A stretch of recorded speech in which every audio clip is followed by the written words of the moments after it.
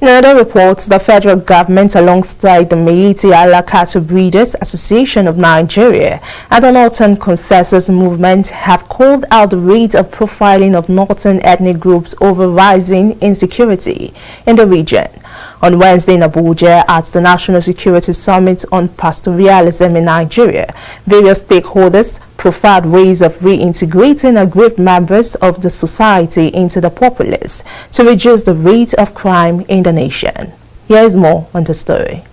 At the first National Security Summit on Pastoralism in Nigeria, organized by the Meiti-Allah Cattle Breeders Association of Nigeria in conjunction with the Northern Consensus Movement, a contingent of northerners alongside the federal government and security agencies have kicked against the rising issue of ethnic profiling.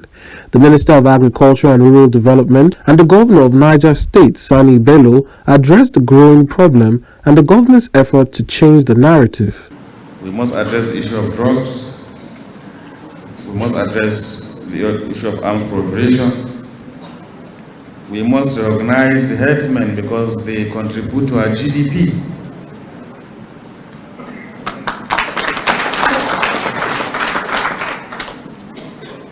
And what do they get for that? Nothing. When they are being maltreated, they are scared to go to the local district head or even the police or vigilantes. In some cases, when they go to report, the crime for which they are victims is being turned upon them. So what do? They revert back to their forest, where they have control. And to this day, they have absolute control of the forest. They know the forest well, and it has become a problem for everyone. The president himself has approved a large sums of money for the tracing and the establishment of new grazing reserves. So far, we have started. It has taken off one, that has been launched in Nasarawa. This is just the beginning, and the president is poised and ready to increase intervention in the retracing of these grazing reserves and anything else to do with livestock in this country. So I can assure you at this point, the government is not unaware of what is happening and the security implication that comes along with it. In his speech, Lieutenant General Abdulrahman Dambazar, retired, highlighted the root causes of insecurity and steps the government needed to take to solve them. The group has not been integrated into the mainstream society. He still lives in the forest. He has no identity as such because he doesn't have an ID card, what we call NIN today. He doesn't have BVN or bank transactions. He doesn't have international passport. Again, he is not, enjoying the benefit of the society. He doesn't have electricity, he doesn't have pipe-borne water, he doesn't have housing. So he's on his own, kind of. And what that has been keeping him busy is no longer there. The cattle are no longer there. Why? One of the reasons is a lot of cattle rustling, cattle theft. The other reason is the issue of climate change.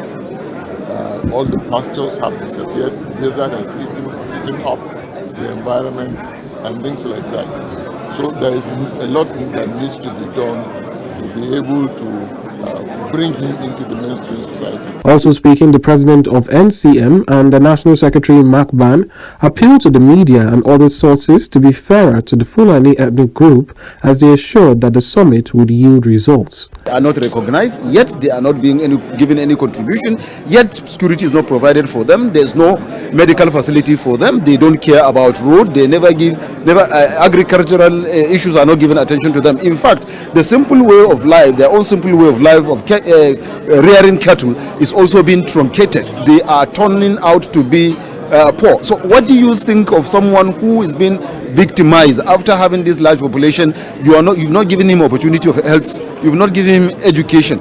No any other facility is given to him. and you don't do anything, and you expect after, like I said, victim of cattle rustling, and you expect the nation to be peaceful, unless and until government turn its face to the Fulanis, trying to find solution to the problem. Now, General Dambazo, as guest speaker, have highlighted all the problems. He has also provided solution. Because we have gathered experts who will deliver papers here, so at the end of it all, we will know what will be the solutions. You know, people from different fields are coming to deliver papers here. So from the papers they have delivered, we may be able to come up with a communique on the ways out as a solution to the problem.